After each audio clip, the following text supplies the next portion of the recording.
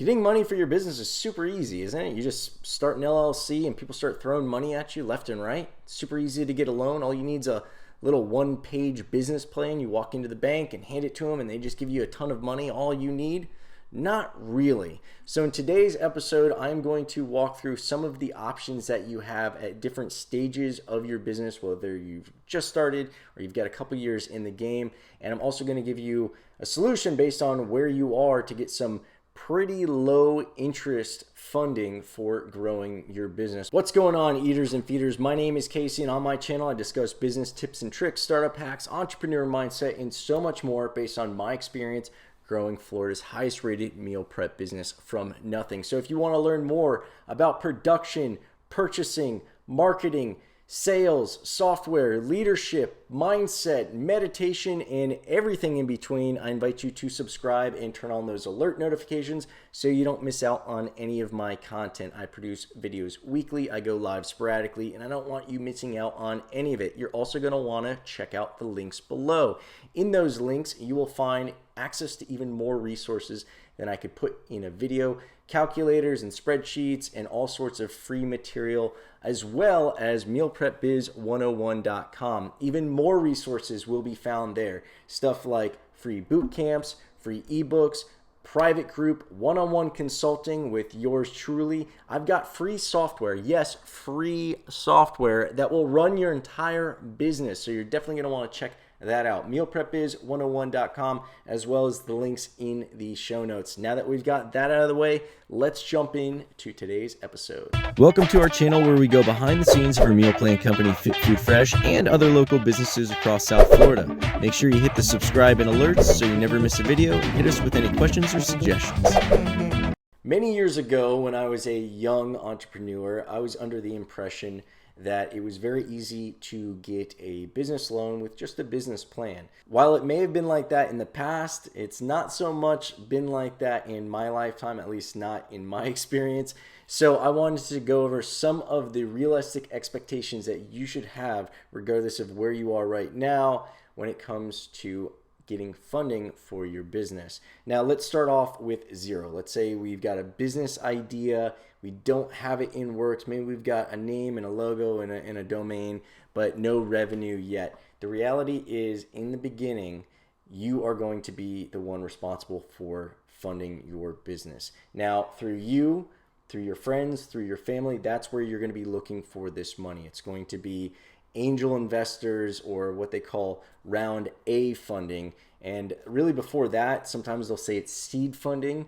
That's really to just get things started. So whether you're going for an angel investor or seed funding from friends and family, your own credit, your own pockets, that's what you're going to realistically need to be expecting when you first start off. Now, what's beautiful about the meal prep business is, I've mentioned this before tons of times, we started with nothing. We didn't have any money, no funding, no experience, no revenue, none of that stuff that you want to have when it comes to like getting money. So we started with nothing, because with this business, this is one of the rare businesses where you can collect money before you have to pay for the materials that will then become your product. What do I mean by that? You put out a menu, you get orders for next week, people pay you this week, then you go shopping for your food and cook it. Now, this means that we're not putting out money for a website or for rent or any of that other jazz, because obviously putting that money out up front would require you to, shell out some dough before you collect some dough. But this business can be done depending on how creative you are, and I go into ideas in other businesses. Definitely check out the Bootcamp, How to Start a Meal Prep Business for $500. That will walk you through all of the different options, but you can get money in before you have to put money out, and that's what's beautiful about this. Now, once you have some of that built up, you will eventually be able to start getting some more options as far as lending is concerned. And while I do go over some options in this video, I do have other videos that I don't want to be redundant, so it will be some information that you'll only find in those videos. Now, I do go over some of the dangers when it comes to funding, and especially in one video where I talk about the dangers of getting investments, should be popping up now.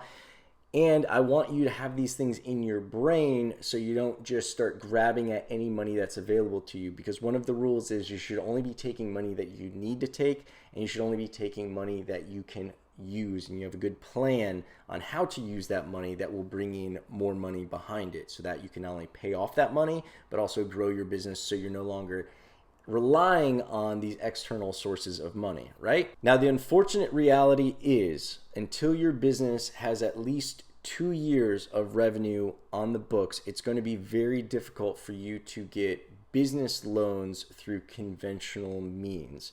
Now, conventional means are basically what you think of, going to the bank and getting some funding. They want to see 2 years of your business consistently growing, consistently seeing revenue, and all that other fun stuff that makes them feel secure enough to give you some money to let you do whatever the heck you're going to do with it. Now, this doesn't mean that you can't get reasonable loans at reasonable rates before you're 2 years into the game, and I'm going to go over that solution now.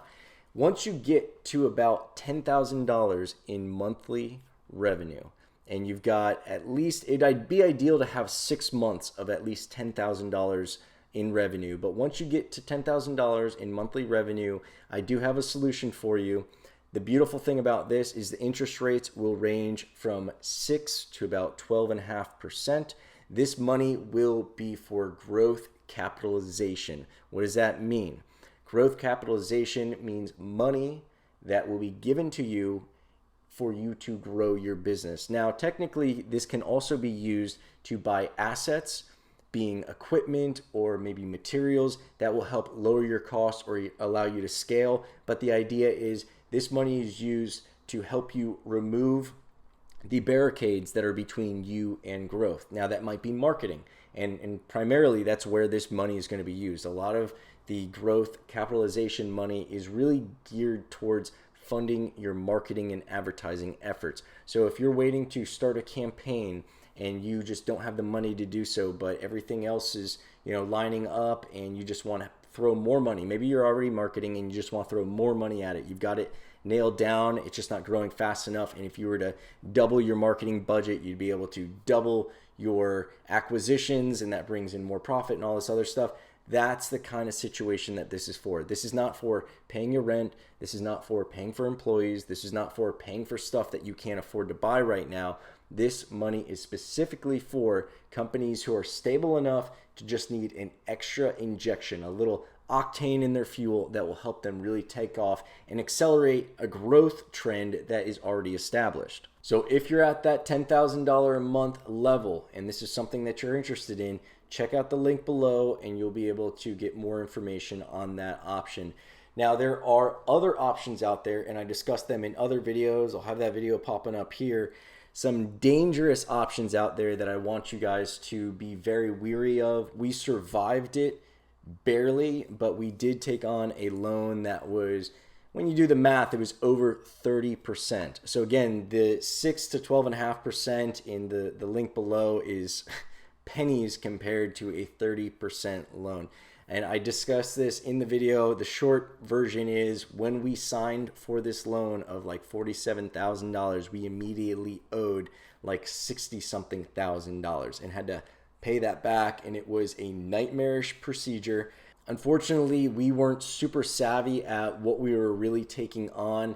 And at the time of signing the paperwork, we really didn't think too much about the realities of what we were getting ourselves into. They had a very slick salesman who came by our office. We were calling him Uncle Jim or something like that, and a super friendly guy until we got into that loan. Then all of a sudden, he wasn't so friendly. And the whole promise was, oh, we'll start you off with this rate, but this is just to establish a relationship. Some of my other customers are getting like 1 to 5%, and once we get you here, we can get you more money at a lower rate, and yada yada yada.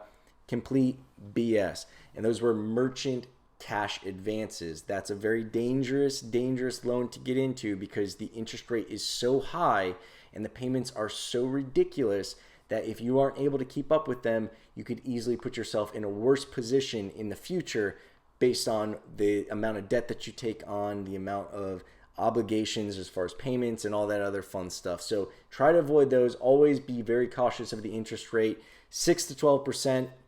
no big deal whatsoever. But once you get above 20%, I mean, now we're talking like credit card rates. It gets very predatory at that level. Those are the type of interest rates that put loan sharks out of business, because there's more money in just being a predatory credit card or merchant cash advance business instead of being a loan shark. But now let's say you've survived your first 2 years of business. Now you've got a steady track record of your revenues. You've survived all of the headaches that a lot of new businesses make.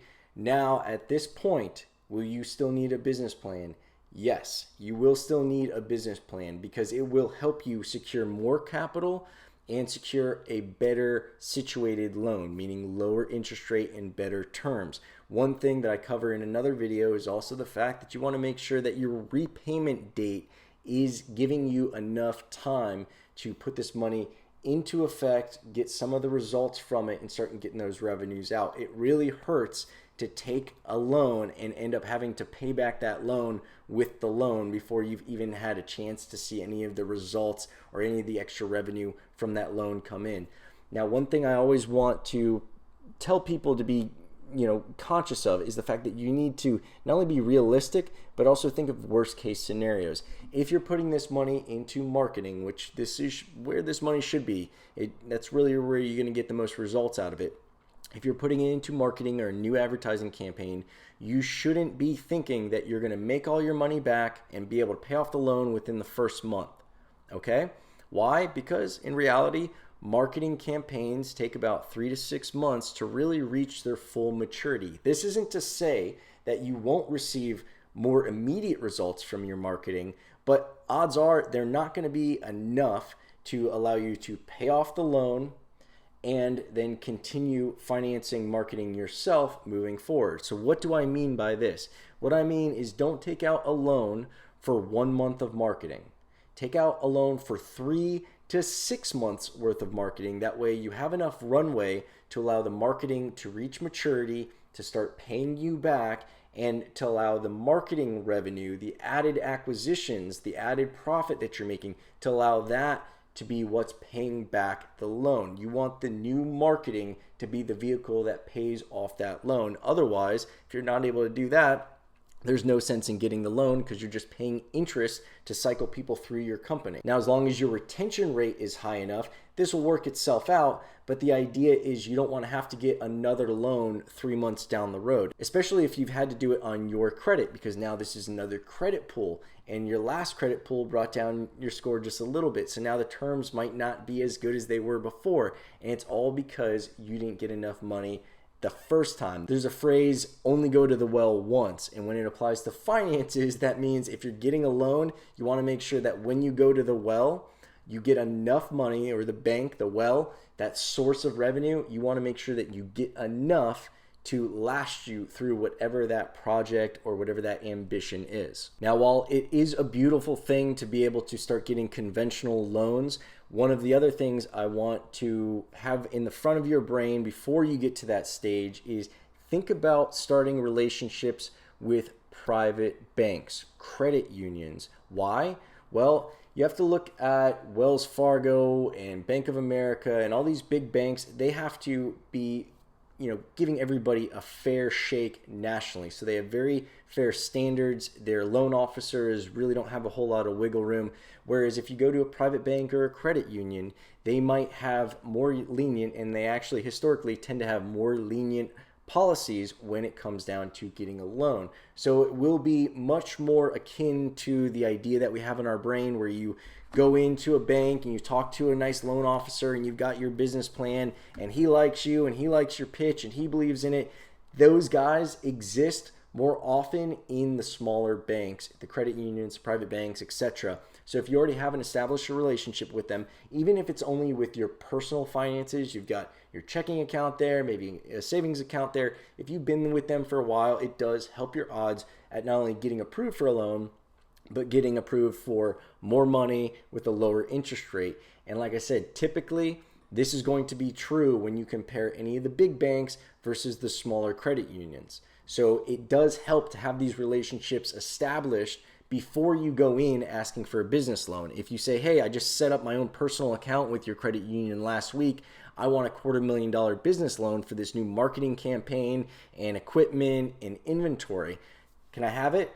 Probably not going to happen, but at least if you've got an established relationship with them and they see that you're a member of the bank, you've been with the credit union for a while, it will make it a lot easier for them to go to their boss and say, hey, they want to get this loan, they want a more reasonable interest rate, they want a higher amount than what they were able to get from the big guys across the street. Let's see if we can beat them. Whether you're borrowing it from a bank, a friend, a family, a credit union, your credit card, wherever, you want to make sure, regardless of the interest rate, that you're only taking money that you need and that you know you can utilize to bring in more money or to save money. And those are the two purposes for loans.